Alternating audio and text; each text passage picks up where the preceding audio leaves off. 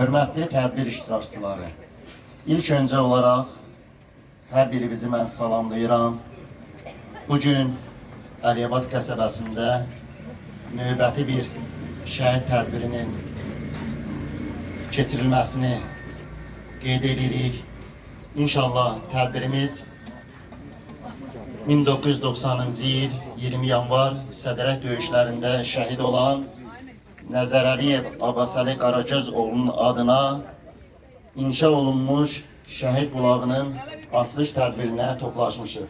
Euzubillahimineşşeytanirracim. Sonra tədbir iştirakçılarından xahişim budur ki, şəhidlərimizin ruhlarını ayaqüstə bir dəqiqəlik sükutla yad edin.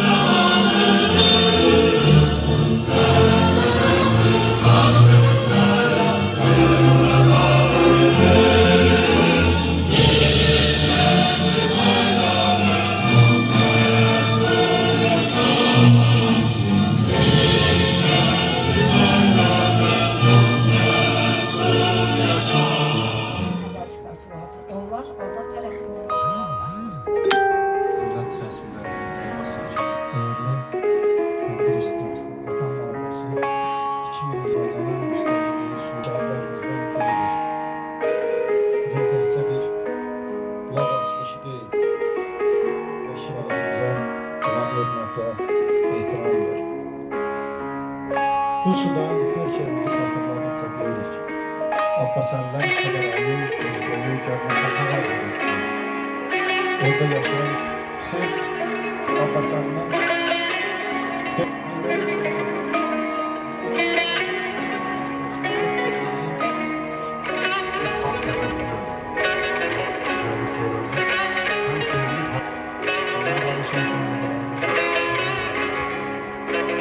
Şəhidləri buradadır. Ben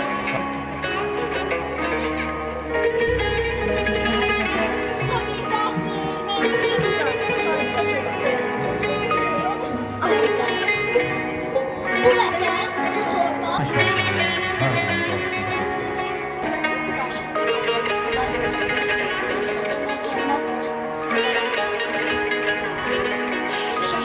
ölməzdir, vətən ölməz. Bunu sormadan şəhidlər, neçə şanları sənlər səsli şəhidlər ölməyir, zirvədə yaşayacaqlar. Ana ürəyinə, ana köksünə, sağalmaz kədərlər aşır şəhidlər. Minlər gərdənlərlə ruh işini atanın gözünə. Ardaxlanmış sinəsi, dağ çəkilmiş məqəsən. Əllərinin xılası olmadan başsız qalan, qarayaylıq gəlinin duyulan toy səsisən. Sən 30 il gözləri onda qalan millətə nəhayət şıbağına bastığı o kəsisən.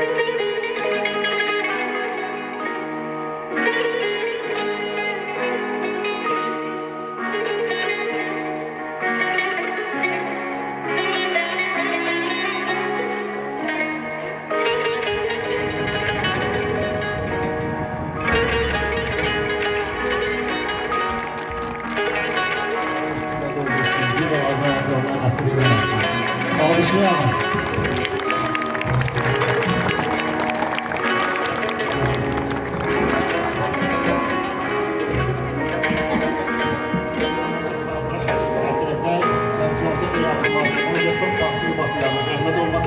Buradan çıkanlar mərası yerinə salona bölürsünlər. Buradan çıkanlar salona girsinlər.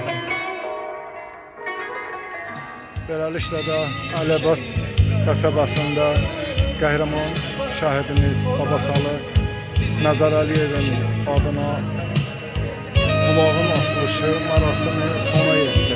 Allah'tan şəhidimizə, cəm şəhidlərimizə rəhmət diləyirəm.